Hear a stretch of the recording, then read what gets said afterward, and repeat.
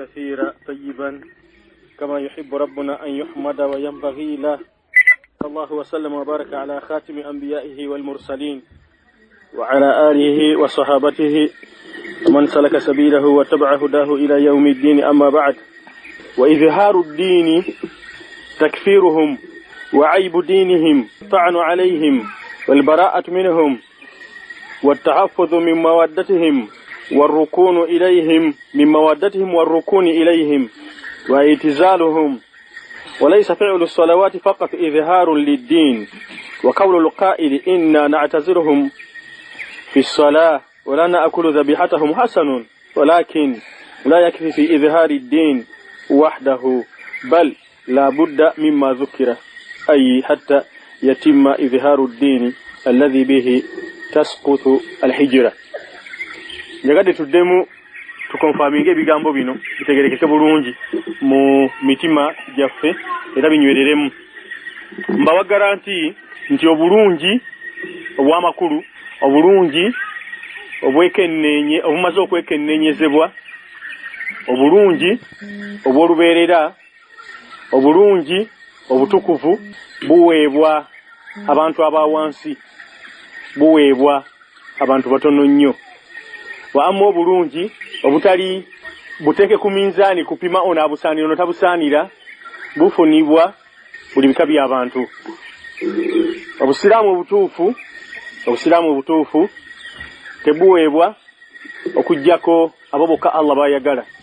Nabbi yatukakasa Muhammad bin Abdillah alayhi salatu wassalam nti inna Allaha qassama bayna arzaqikum kama qassama bayna akhlaqikum.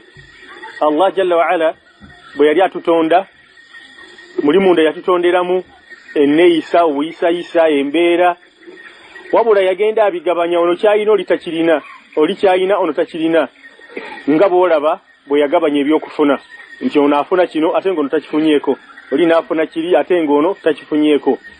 Ne Nabbi yagamba sallallahu alaihi wasallam nti wa inna Allaha, era mazima ddala Allah jalla wa ala la yu'ti ad-diina aw al-iman, la yu'ti al-iman illa liman yuhib. Obusiraamu tabuwa okujjako oyo gw'abayagadde. Mwetegereze, obusiraamu tabuwa okujjako oyo gw'abayagadde. Teri yabula mu baabula abatukulembera abatumwamu bannabbi illa min ba'di ma ja'atuhumul bayyinaat. Afala tadabbaruna al-Qur'an, Qur'an temugisoma nga mugitegeera nga mugirowoozaako. Buli abaabula bonna abatusooka baabula luvannyuma lwa kujjirwa kumanya. Kiba ky'amagezi, kiba kyakumanya, kiba kyakulowooza. Bona ogamba nti ate oli ssebo munnamadiina, ate oli ssebo yava Pakistan, ate ono ssebo yava Misiri, ate oli kyagamba kitufu, oli seeka mulamba yasomera gindi. Min ba'di ma tabayyana lahumul haqq, min ba'di ma ja'atuhumul bayyinaat. Tewali baabula mu baakulembera okujjaho nga baasoma ekyo Qur'an ekiwako obujulizi. Falamma ja'atuhum rusuluhum bil bayyinaati farahu bima indahum min al-'ilm. Buli bonna abatukulembera mwetegereze Qur'an baabula luvannyuma lwa kujjirwa kumanya. Falamma ja'ahum kitabun min 'indillahi musaddiqun lima ma'ahum wa kanu min qabl yastaftihuna 'ala alladhina kafaru falamma ja'ahum ma 'arafu kafaru bihi fal'anatu Allahi 'ala al-kafirin. Falamma ja'ahum ma 'arafu, teri baabula okujjaho nga bamala kujjirwa kumanya, awo wali azabu, awo wali azabu.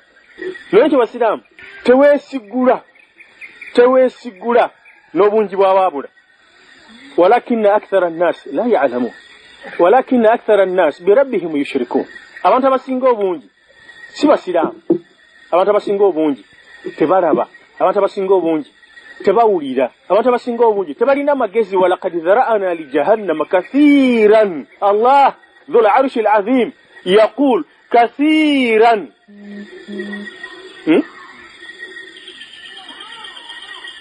Allah azza wa jalla ganti bangi. Allah yagamba nti bangi. Omuntu wawangala emyaka 9, abawangadde emyaka mingi, oba abawangadde emyaka mitono, oba abawangadde buwangazi obwa bulijjo. Naye omanyi nti ffenna tetukkiriza bali wano nti ku kiyama agenda kugamba nti labithna illa yawma, sabangalayo okujjako ki? Naye nga ffe twalabanga nti nyingi ni Allah agamba tabaraka wa taala illa bisum illa qalila law kuntum ta'lamun mwawangala yakasera katono kunsi senga mwali mu manyi mwandi mazaka sera katandika mwawangala yonga mwe kunganyiza bye kubayamba mu buwangazo obujjo buwanvu eizo obubi obo obulungi lwaki abaluganda la tabtaru temwesigula n'okubula kw'ababuze tebalina lan yughnu ankum min azabi llahi shay'a wala yawman tebalina kyebali bayamba nga bw'olaba omuntu bamukwata ne bamuyingiza mu kabuli allahadu lana wa shaqqu li ghayrina ne bamuziikako ettaka bagenda kukuteeka mu kabuli yo wekka Allah agamba nti mutujjidde furadan kama khalaqnakum awwala marra waliwo omukazi ye yasinze mbu okuzaala abaana abangi munsi yonna yazaala abaana 5 mu 5 naye tewali baana bajja babiri mulundi gumu tewali baana bajja babiri mulundi gumu buli muntu yagenda yatuuka ki bom nolwekyo bannange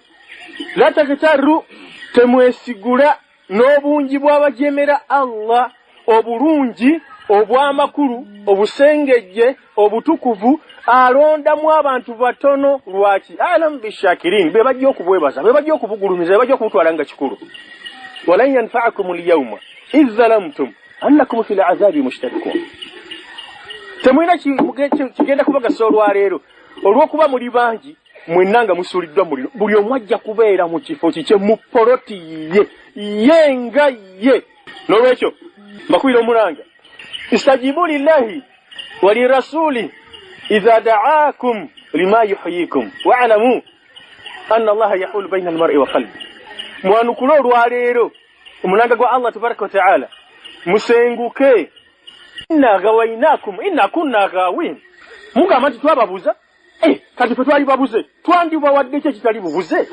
faqidu shay la yu'ti twandibawadde kityo bulungamu nga fe twali babuze temusiriwala nammwe bale antum kuntum qauman taghin mwali namwe kanyini mwali bajemu muba kubanga temwali bajemu lwaki mwatuuliriza inna wada'awtukum fastajabtum li nze nabakowola bukowozi ani gwenda kwata ku mukono ne mukwakula nti jangweno wali okirabyeko musiramu nga ibulise jane kwata ku mukono nti jangweno mubara jangweno muliba jangweno mukuba no bal anta waliwo hurriya eddembe ly'obwa wange Allah jalla wa ala liyatutonda nalyo wabula wahadainahu najdain natulaga nti kino kibi kino kirungi nolyo istajibu lillah gwe mukisa gwofunye olwaleero yanukula okukowola kwa Allah olubereberye nga tanaba kuggalawo mulyango akhiru anbiya illa haqqan wa sidqa wallahi alladhi la ilaha ghayru Muhammad yewe nkomerero bannabi teri alijja yanukula okukowola ke kwa kukowodde kirumwa nnyonnyo kufuna buzibu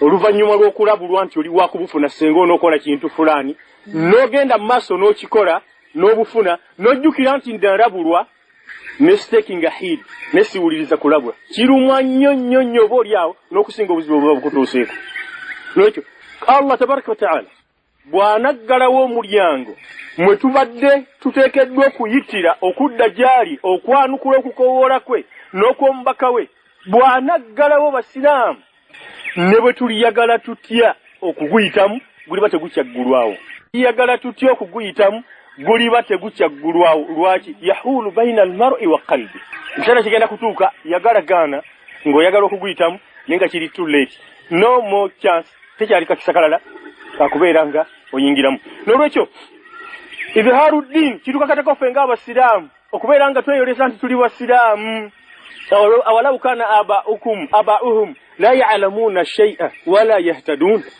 Allah azza wa jalla kikyategeeza mu kugamba nti la ya'lamuna shay'a wesigulidde ku kitaawo wadde nga kitaawo yali talina kyamanyi yali tamanyi nti omuntu bw'aba yatuusiza ekiseera ekyokumala haji nnene ava mu bantu n'agenda mu kayumba ery'emmanju yali takimanyi naye nga temuli bakulu la ya'lamuna shay'a yali takimanyi nti omuntu bw'aba agagenda kulya emmere y'amatooke amala kugawaatako bikuta n'agateeka ku muliro ne gakyuka ne gajja ne gagonda n'alyoka agalya yali akimanyi naye lwaki agenda la ya'lamuna shay'a ayi la ya'lamuna ma yanfa'uhum nga tebamanyi kibayamba tebamanyi kyakubayamba n'olwekyo la taqtaddu bi togezaako kumugoberera kitaawo basiraamu temukaluubirizibwa in khiftum 'ailatan fasawfa yughnikum Allahu min fadlihi oba mubadde mulumirirwa byakufuna Allah jalla wa ala ajja kubagabirira oba okakasa ebyo ono byalina gwe weesibyeko okakasa gaali magezi g'okubifuna okakasa gaali magezi g'okubifuna innama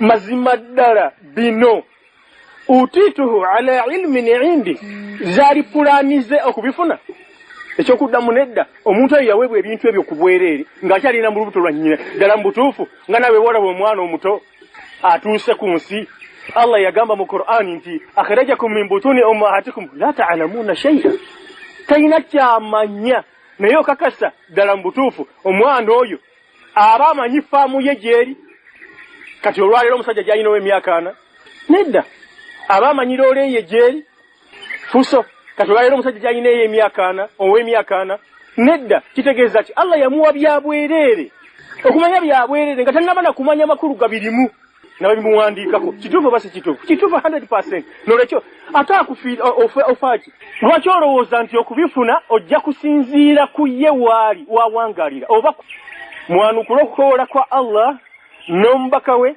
ng'abakoowodde lima yuhyikum eri ekyo kigenda okubawa obulamu.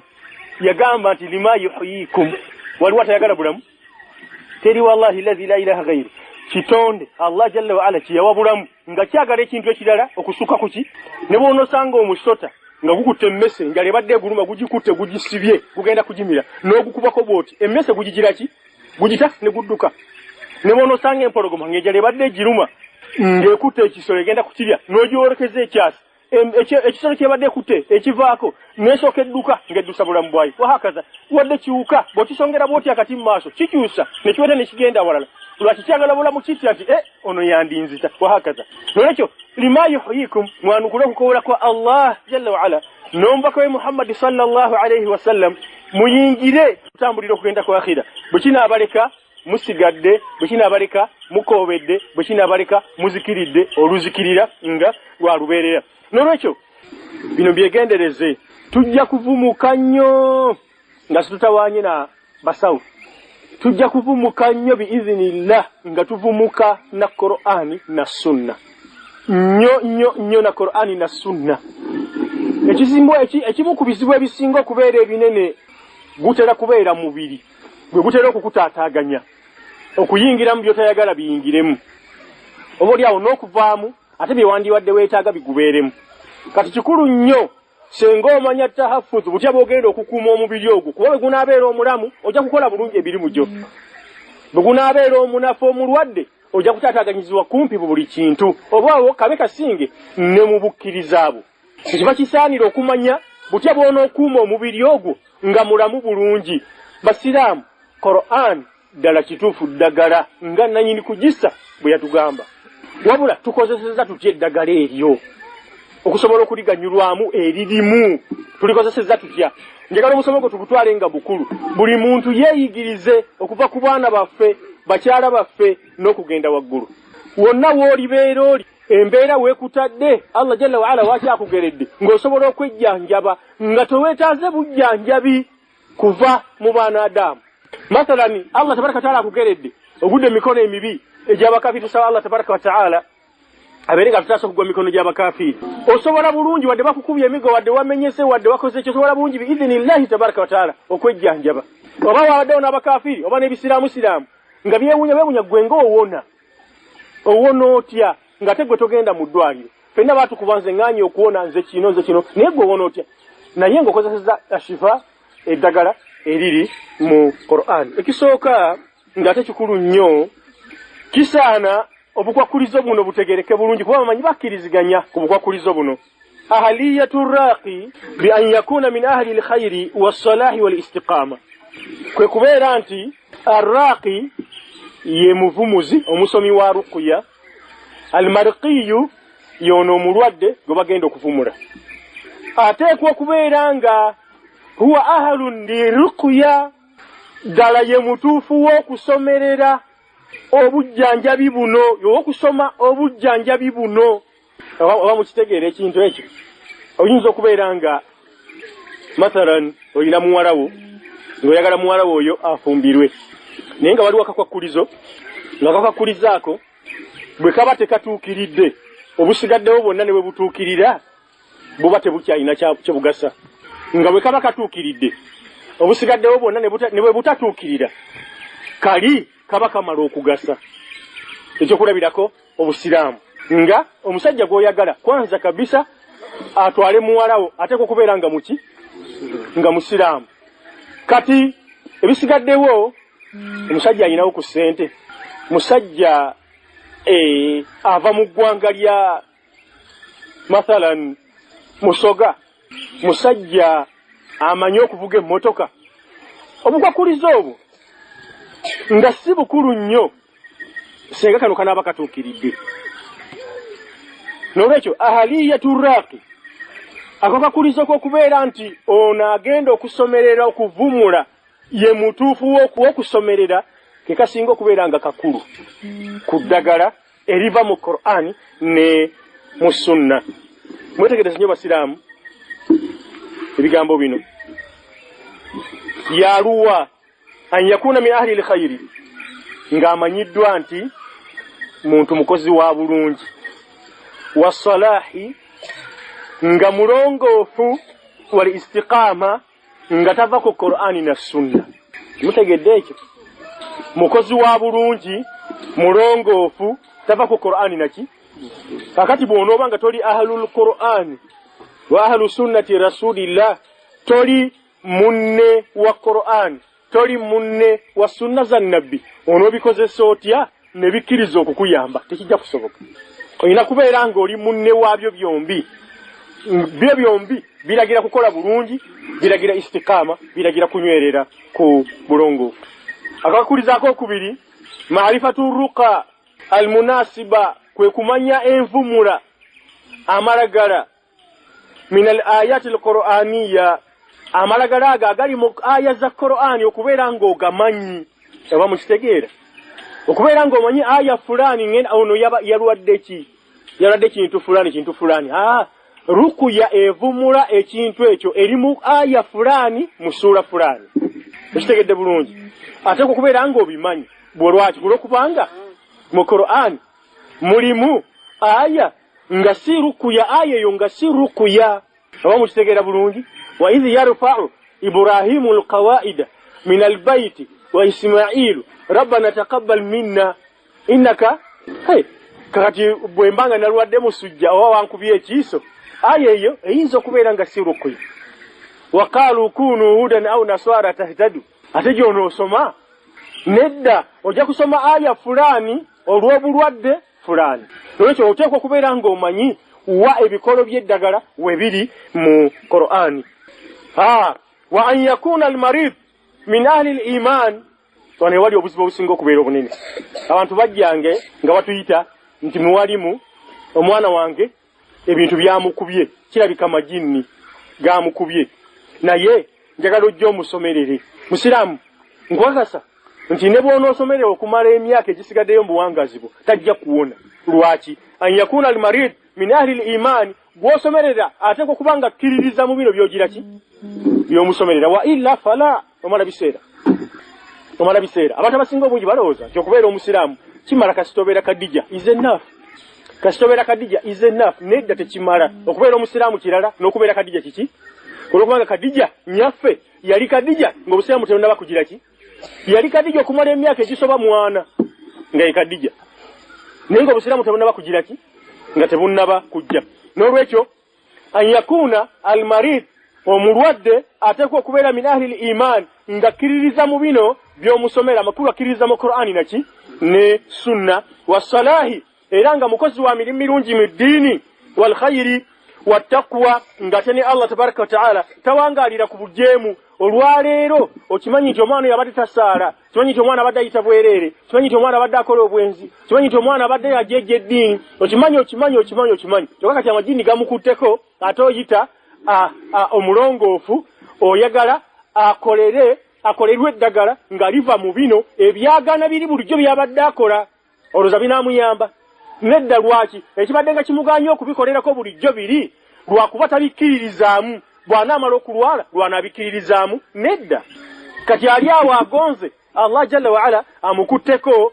Tolowooza nti olwokuba nti amukutteko kinaamala okumufuula abikkiririzaamu? Nedda. Lwekyo otawaanira bwereere eddayo ewammwe gwe muwalimu oyazze okujjanjaba omuntu afaanana bw'ati. Era tokikola kumala biseera mb'osanyusa haji wo bulijjo gwembeera naye ku muzigiti ate ye sekuritale wamwe oba kusanyusa haji ati bulijjo abadde akuwola ekikopo ky'ebijanjaalo asanyuke ekiwagenze n'omusomererera omutwe nedda mutegeerezeewo mubuuze nga abadde amaze kutegeeza nti omwana wange yalwadde kirabika amajini gamukubye njagala onnyambe ojje omusomerere mubuuze bino wammanga omwana mulongoofu ye mbulire ebimukwatako obulongoofu bwe omwana oyo asiiba mande n'olwokuna omwana oyo tosobola kumulabako feesi ye yeebikirira omwana oyo abeera asoma Qur'an omwana oyo agondera abazadde be omwana oyo tayagalya ddala muntu akwata ku busiraamu aboogerera bubi wadde okubuyisa obubi omwana oyo kwata Qur'an genda ew'omwana oyo omusomerere biidhinillah Allah jalla wa ala ajja kuyisizaamu abeerenga awona lwaki kulongubanga min ahli istiqama muntu abadde mulongoofu ala ddiini walbu'di ani almuharramati walmaasi walmazalimi ate kukubeera nga omulwadde ebbanga lyabadde amaze nga si mulwadde nga tannaba kulwala abadde nga yeesamba ebya haramu soma mu Qur'ani ne mu sunna walmaasi n'ebyobujeemu walmazalimu n'ebyobulyaza amaanyi liqawlihi ta'ala kulwokubanga Allah tabaraka wa ta'ala yagamba ki bwe yali ng'atubuulira mu Qur'ani ekika ky'abantu abavumulwa eddagala liri mu Qur'ani yagamba mu suratul Isra aya 82 nti wanunazzilu minal Qur'an era nzisa minal Qur'an muzimu ku aya eziri mu Qur'ani omwo nzisizaamu ma huwa shifaa'u nga mulimu eddagala nzisizaamu eddagala wa rahma era nzisizaamu n'okusaasira lil mu'minin eri abakkiriza wabula Allah jalla wa ala yatukakasa nti wala yazidu zalimina illa khasara naye bw'ozisoma aya eyo zenzisizaamu okusaasira n'eddagala bw'ozisomera abatakkiriza abalyaza amaanyi la yaziduhu illa khasara zimwongera bwongezi bubi na kufiirwa ebigambo ebyo bibiri mubitegedde lilmu'minina ma huwa shifaa'u wa rahmatun lilmu'minina okuvumula okuli mu Qur'an n'okusaasira kwa Allah tabaraka wa ta'ala okuli mu Qur'an kuli eri abakkiriza wala yazidu zalimina illa khasara naye abalyaza amaanyi abakafiri abatakkiririza mu Qur'ani eyo na sunna bw'omusomera aya za Qur'ani ne rukuya eziri mu sunna za Nabi sallallahu alayhi wa alihi wa sallam la yaziduhu illa khasara zimwongera bwongezi bubi mutegedde bulungi basiraamu n'olwekyo nsuubira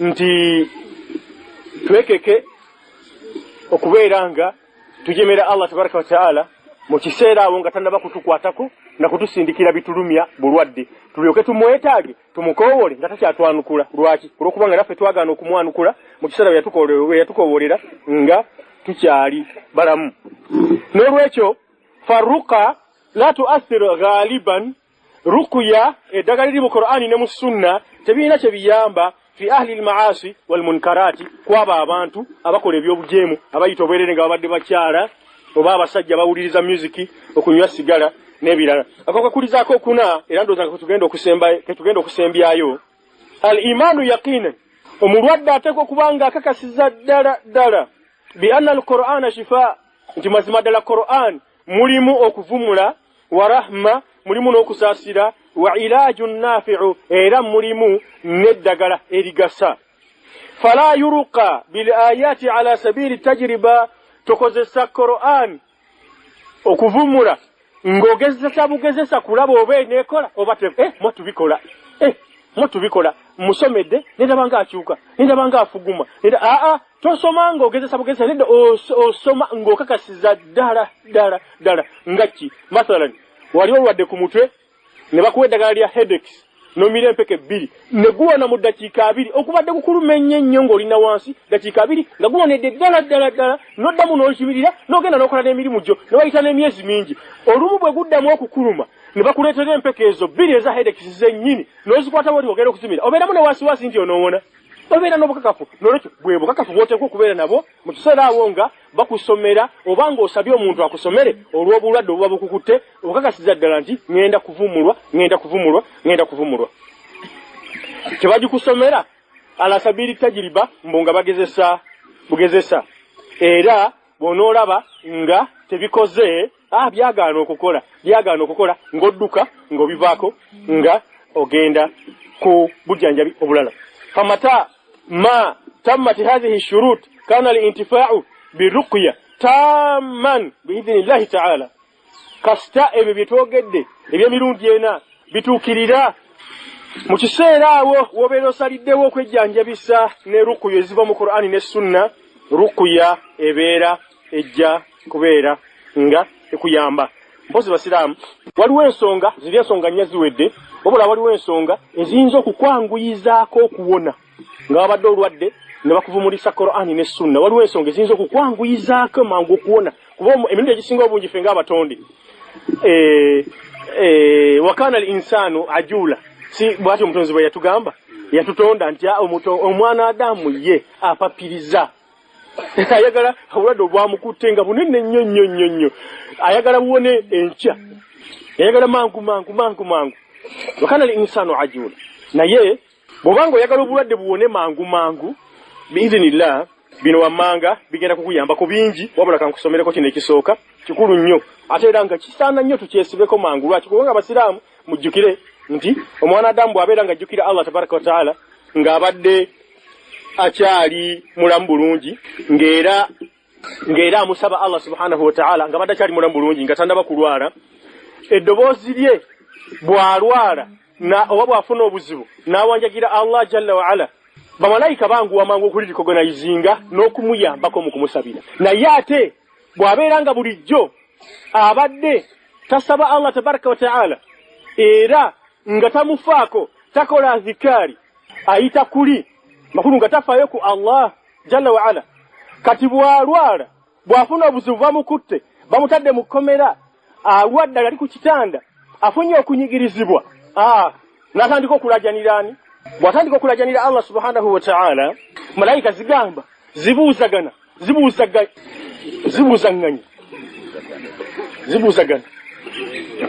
ezeebuuzaganya nti ddoboozi lya emungeddamu buno bubaka ne bubatu bwe yatugamba, emungeddamu nti insanu mwana Adamu naye abadde tamanyikiddwa nnyo wano, eddoboozi ekyo etera kuyita wano nga ligira ki, nga lyambuke wa Allah tabaraka wa ta'ala, yafunye obuzibu yekyakwe kulajana okwo.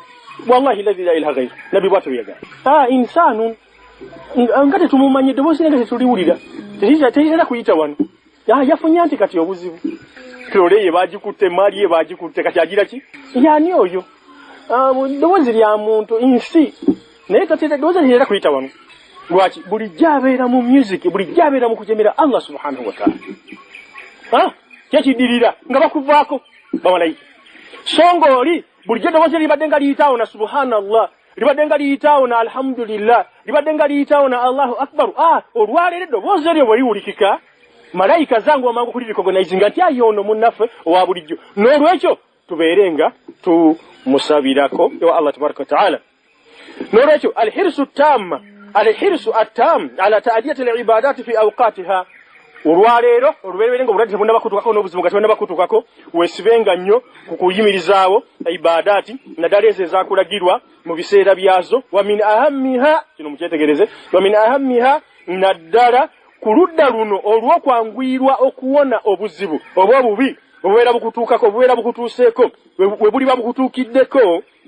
Wa min ahammiha, ku ludda olwo oba mukitegeera, as-salatu fi jamaa, okusaaliranga mu jamaa, nga weetegekera olunaku liri oliwo ofunye eki obuzibu.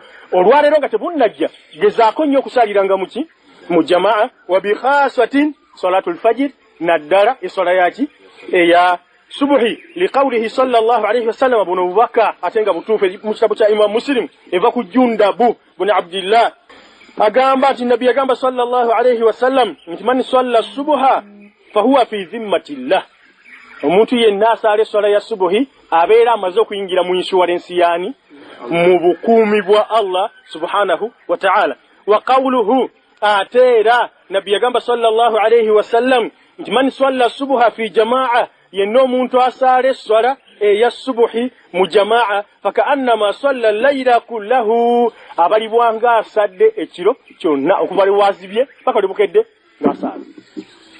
Mutegedde bulungi basiraamu, olunaku lumu waliwo amiri yaleeterwa omusajja ng'omusango gumaze okumusinga, nga bagenda kumutta kati amiri ba khulafa ba kulembeze b'Obusiraamu abantu bonna beewuunya ng'agambye nti ate ono yabadde ki oyo sobo yakola kino era omusango gwakuttibwa mumuleka agende omusajja alitakkiriza ye amaze dda n'okutoola shahadu amanyi nti ngenda kusinkanaani nabano beekakasa kulwokubanga oba oli awo ono omusajja yali akoze omusango nga munene n'okusingako be batta nga bakoze emitono ku gugwe oba mukitegeera naga nti agende abantu bonna ne beewuunya kusale bamubuuza nti amiri omusajja nga omutadde agende nti la'allahu swalla subha owange nange ndabiddaho nga mugambi nti agyeki naye kirabika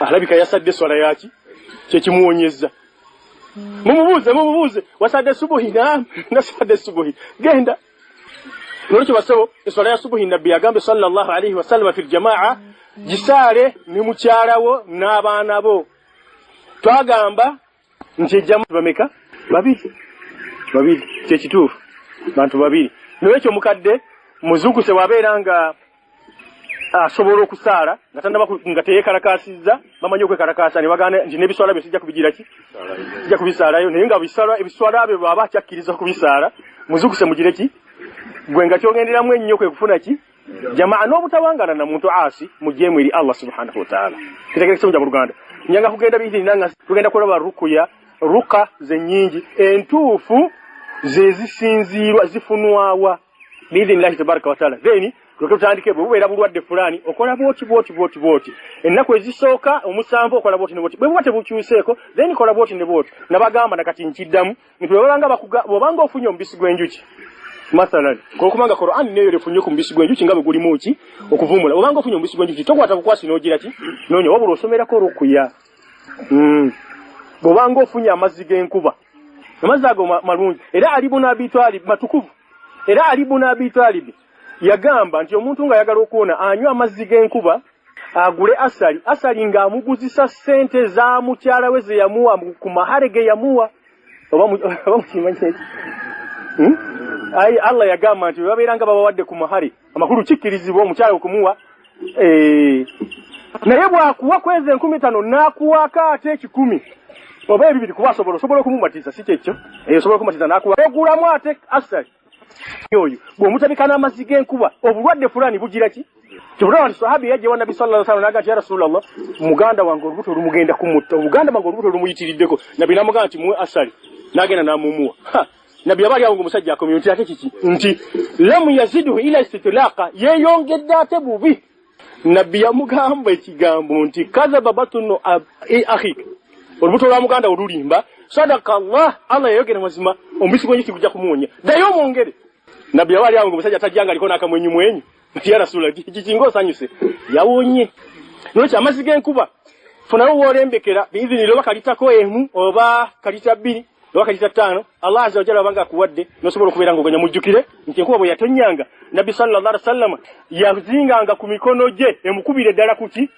ku mubiri kwe nyini kungoyeze ngazingako enkuba emukubire ddala ku mubiri gwe nyini era Ibn Abbas atugamba nti basahaba bamuuza ya Rasulullah lwaki okoze bwotyo naga nti hadha hadithul ahd bi rabbi enkuba gimulaba ya ekyali mpyattuku brandi new yakatuuka okuva ewani ewa Allah njagala nange nfune baraka ezigirimu lwekyo gabeera mazima tukuvu gabeera malungi obanga ogafunye oba ofunye ombisi gwenjuki oba ofunye amata g'ente nga Nabbi bwe yatugamba okuganywa please tomala ganywa wabula somera koki rukuya osobola okubeera nga ogasibwa mu katukomaawo inshallah azza wa jalla tujja kubeera nga tutandikiraawo omulundi ogujja اللهم انصر جميع المجاهدين في كل مكان وحال اللهم استر عوراتنا وآمن روآتنا ربنا لا تزغ قلوبنا بعد إذ هديتنا وهب لنا من لدنك رحمة إنك أنت الوهاب ربنا ثبتنا على الحق حتى الموت ولا تشمت بنا الأعداء ولا تسلطهم علينا ولا تسلمنا إلى أيديهم أبدا ما أحييتنا لا إله إلا أنت سبحانك إنا كنا من الظالمين أنت ولينا ومولانا